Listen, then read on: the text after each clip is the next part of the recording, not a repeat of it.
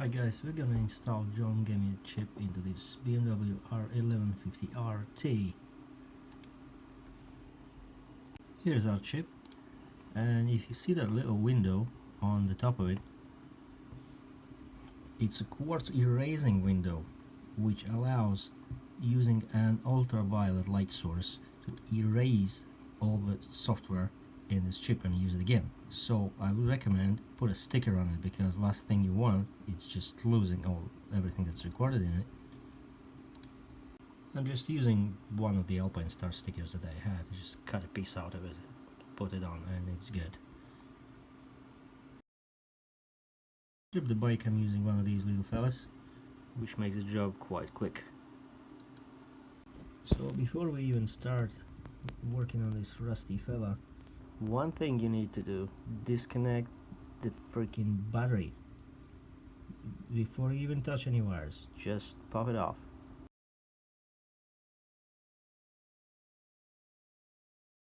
That's the block we're after. We're gonna take it out. Chip is inside it. So with the battery disconnected, now we can take out the ECU, or as BMW calls it, Motronic unit. That's this box here, and in order to do that, we need to actually disconnect the huge connector, this big fella here, by undoing a clip on the side. There's just one clip, there's no clip on the other side. In order to take it out, we need to undo these two screws on one side and another two screws right up the top on the other side. Pay attention, where is your ground wire? This one. You need to put it back when you're gonna be assembling. I took it out. I know, right? Previous owner seems to have been parking bike in a swimming pool or some shit, so rusty it is. But anyway. Now, the unit itself most likely is seized, either heat seized or whatever there may be. So I definitely gonna need to pry it to get it open. So don't get scared, these things are tough to open.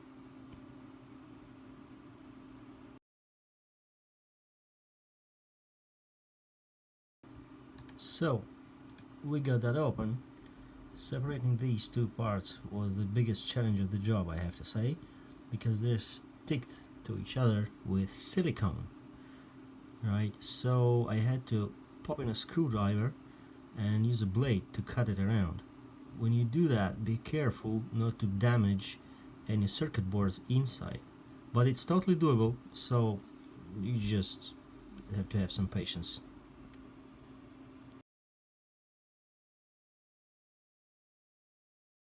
Now that's the chip we need. It's covered with a white plastic guard. It's very soft, easily undoable. You need a flat screwdriver, just pop it into any of those small holes and just pry it out. Guard is gonna come out. It's not gonna break, and you're gonna reuse it. Just put it back on when you're finished. So the guard is off, and you need a screwdriver to gently pry the chip out. Notice there is a little notch. It has to match the notch on your new chip. Make sure it does, that one there. Now we are ready to put in a new chip. Notice the notch is on the same side. Now you need to gently push all the legs on one side slightly inwards, like so. Right, new chip installed. Make sure you keep the old chip somewhere safe. You never know when you need it. Fellas, don't forget to put the plastic guard back on the chip. By the way, if you're concerned that you don't have a garage or a workshop to do that, look where I'm working. That's really how much space you need. Now we are ready to place the Motronic unit back on the bike. One thing you need to make sure, attach this here before you slide the unit down.